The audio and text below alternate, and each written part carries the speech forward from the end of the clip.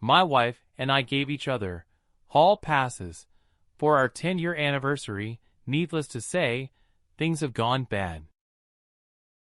35 years old, and I've been married to my wife, Jennifer, also 35, for the last 11 years. We met towards the end of college and never looked back.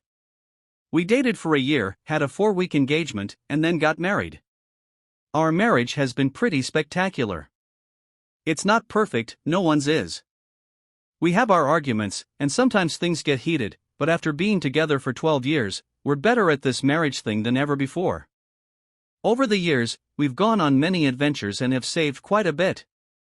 Just before our 10th anniversary, we discussed having kids. We both agreed that one child was enough and decided we should have one more child-free year. During this year, we aimed to tick off many bucket list items. We went skydiving, finally took the dream vacation to Italy, enjoyed a beach vacation, and visited a couple of amusement parks. We also spent time reconnecting with old friends and doing more with our current friends. We jokingly called this year our last year of freedom before having kids, since we never had bachelorette or bachelor parties. However, it was on our 10th anniversary, before this year of freedom, that our decisions began to cause us the turmoil we're experiencing today. To give some background, my wife and I have always had a great bedroom life. We both have high libidos and share similar interests. We each had an active past before getting together, with around a dozen partners each and some special experiences in college. Since being together, though, it's been 100% just us.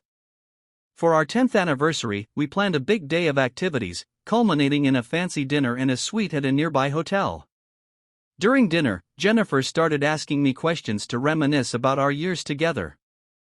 This was really fun, and we had a long, deep conversation about many of our favorite memories. Then Jennifer asked me, "What's something you miss about being single?" I replied, "Don't get mad at me, but one-night stands." She laughed, which made me feel better, and said, "Yeah, I kind of do too." This led us to talk about what we liked about one-night stands and reliving our first night together. Our relationship started as a post-party hookup. That's when I said, "Well, we've got all these plans for this year coming up. Do you want to add a one-night hall pass to the list?" Jennifer looked intrigued and said, "Maybe." "You don't think that's too much?" "We've never done anything like that." I continued, "I don't think so. We can talk about it more this week and then decide." She agreed, and we enjoyed the rest of our night. We talked more about the hall pass idea later in the week and ultimately decided to go through with it. We had 1 year to use it, as we had agreed that on our 11th anniversary, Jennifer would go off birth control. There were ground rules. It was to be a one-night-only pass with someone not in our lives, we had to be safe and smart, and we had to tell the other when we were using the pass. It could be a chance meeting, but at minimum, a heads-up text was a must. Over this past year, we did all the adventures we had planned. I got on the apps and put myself out there looking for a single one-night stand. It took a few months, but I lucked out and met an attractive 30-year-old woman. She and her husband were opening their marriage. She wasn't sure what she wanted out of their arrangement yet and thought just having a quick one-nighter would be a way to get her feet wet and figure herself out. I was the perfect candidate since one night was all I was offering. We met, and it was a fun and exciting night. I was able to tell Jennifer ahead of time, and she was excited for me. When I got back the next day, she reclaimed me. I figured it wouldn't be long before she used hers, but I was wrong. Over the year, I asked her if she had any luck finding someone for her hall pass. She said, no one has stood out for me. The profiles I see are just not appealing. Maybe it's me. We had some talks, and she mentioned she was looking for a younger guy, maybe around 25. She said there were a lot of single guys on the apps, but they always came off as arrogant or immature. It wasn't until we were almost 11 months in that she said she was ready to use her hall pass. I had gotten to the point where I was feeling guilty about using mine, thinking maybe she had reconsidered and wasn't going to use hers at all. When she told me she was ready, she also said it was a special situation and wanted to know if she was still within our rules because she wasn't going to break them. She told me that for the last 3 months, there had been a 23-year-old intern, Wes, in one of the other departments at her company. They interacted some, but just about work, as her department and his often had to collaborate. She had been attracted to him, even more so after figuring out he wasn't an idiot, but she knew co-workers were bad choices. On top of that, he could potentially be hired at the end of his internship, which was a big HR no-no. A few days ago, Wes came in and put in notice that he would be ending his internship as he had been hired for a full-time position in the same field at another company. Their office was all the way across the city, so it would be unlikely for them to bump into each other. She wanted to know if this was out of our lives enough. I told her it sounded fine to me, just to be safe and smart. She said she would, and she wasn't going to proposition him until after his last day was over. Fast forward a week, and the day was here. At the end of the day, as Wes was leaving and had said his goodbyes to everyone, my wife told him she would walk him out. He thought that was weird. When they got to his car, she propositioned him about having a night of fun together. She told him she had one hall pass for one night and would get a hotel for them if he was interested. He was very interested but wasn't sure if it was true and didn't want to get involved in a marriage. My wife put me on a FaceTime call, and the guy asked if it was real. I told him, yeah, I already used mine. You're her pick, so it's up to you. Jennifer told me he was very excited at that point. He followed her to a hotel, and she came back the next morning, where I returned the favor by reclaiming her. The next few weeks clicked by, and our 11th anniversary arrived. That day, she stopped her birth control. About 2 weeks later, my wife was pregnant, which we thought was oddly quick. We booked an appointment and learned today that she is actually about 7 weeks along. This lines up perfectly with her hall pass use, but we had also been having sex frequently around that time, including the next day. So now, I have no idea what to do. She's pregnant, and there is a chance it's not mine. I'm so stressed out. She said she needed to go for a walk to clear her mind. I'm just sitting here stewing, trying to figure out what I should do while waiting for her to come back. This is a total mess. The baby is here. I'll start by filling you in on all that happened with Jennifer and me. After my last post, I was waiting for Jennifer to come back from her walk. We had a long talk. I asked her if she used a condom with Wes, and she said, no, that didn't even cross my mind. I was noticeably flabbergasted by that revelation and snapped a bit. What the hell happened to safe and smart? Jennifer replied, is that what you meant by that? I thought you just meant make sure they're not a psycho. I was on the pill. I don't know why you're snapping at me. You know I've never made anyone use a condom before, why the hell would I think to do that now? I said, really, Jennifer?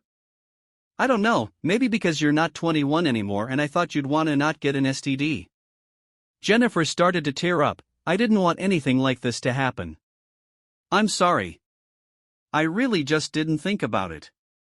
I mean, did you use condoms during your pass? I replied, yes. All 3 times, like better safe than sorry. I paused. I'm gonna ask some things I never planned on asking. How many times did you too? She looked up, eyes pointed up like she was thinking, 5. Goddamn, I followed up, so he finished in you 5 times? She said, no, just twice. I gave her a blank stare, and she said, I told him the same thing I always tell you, and everyone before you. I just matter-of-factly said, you can finish wherever you want? Of course you did. At this point, she started to cry, what do you want to do? I responded, I don't want to do anything right now. We should look into paternity tests just so we know. A couple of weeks later, we had a follow-up. Jennifer asked about the birth control failing, and the doctor asked several questions. We figured out that the prescription athlete's foot medication she had been on might make birth control less effective, though that is rare. Not rare enough, apparently. Afterward, I asked if the pharmacist said anything to her when she picked up the script, and she said, I don't know, I wasn't really listening. I'm also not surprised by this. I found the bottle and yes, it had a birth control warning on it. I was about to ask about paternity tests when Jennifer cued me not to. When we left, I asked her why, and she said, I don't want to spoil my pregnancy. It's probably yours. We had sex twice as many times around then, but if we get the test and it's not yours. She teared up a little. Well, this is the only time I'm going to be pregnant. I'd rather believe I'm carrying your child than someone else's. I don't want to give that up. We've agreed we're keeping this baby. You've told me you don't want to separate. Can we just get the test done when the baby's here? I agreed because I wanted her to enjoy her only pregnancy. We did all the normal things over the remaining months. We got everything for the nursery, the car essentials, and stocked up on diapers. We made plans, got a go-bag ready, and I baby-proofed the house the best I could. Our parents were extremely excited and threw us a baby shower. The pregnancy was relatively smooth, and after 39 weeks, our beautiful baby girl, Willow, was born. As we were there in the hospital, Jennifer asked me if I'd like to get that paternity test while we were still there. I told her, no, I don't care anymore. This perfect girl is mine, I don't need a test to tell me that. I'm her dad, and she's my girl. Jennifer was so happy. I think it was what she always wanted to hear. We're going to take this baby home tomorrow and just enjoy every moment we have ahead of us. Besides, the likelihood this ever comes up again is pretty slim. 22 years ago, I made a couple of posts detailing the issues surrounding my wife Jennifer's pregnancy. Since I doubt anyone remembers, the short of it was we gave each other hall passes. My wife used hers and was having sex with me around that time. Her birth control failed, and she became pregnant. We were torn about what to do. We were always keeping the baby, but knowing it was possibly another man's child caused us quite a bit of heartache. Ultimately, we decided not to get a paternity test and just raise our daughter together. Our daughter Willow is now a senior in college. She always comes home on extended breaks and over the summer, which is easy because her university is only about an hour from here. It's the same one we graduated from. She is a fantastic young woman with a bright future. This year, she asked if she could bring her boyfriend, Woody, of the last 9 months home with her. We agreed. The night they got home, we had a big dinner made for them. It was going along really nicely, and we were getting to know Woody. He seemed like a really good kid. He was actually from Oregon. His grandparents lived near the university, as that is where his mom and dad were originally from. He came to college here because it's where his dad went and to be around his grandparents. He was asking us questions too, and it was good until he asked my wife where she worked and what she did. When she told him, he said, "Oh, cool, that's what my dad does." Woody then proceeded to tell her that his dad actually interned at my wife's company before getting a job at their rival. Then he got promoted and sent out to Oregon. I watched as my wife became noticeably alert during this conversation, and then it hit me like a truck. I luckily did not fall over or blurt anything out. My wife then said, "Woody, is that a nickname, or were you named after the actor?" He chuckled, sort of. It's my last name, Woodson. My first name is actually Josh, but my friends have called me Woody since middle school because, when you're 12 that's hilarious. I just embraced it. My wife was starting to sweat.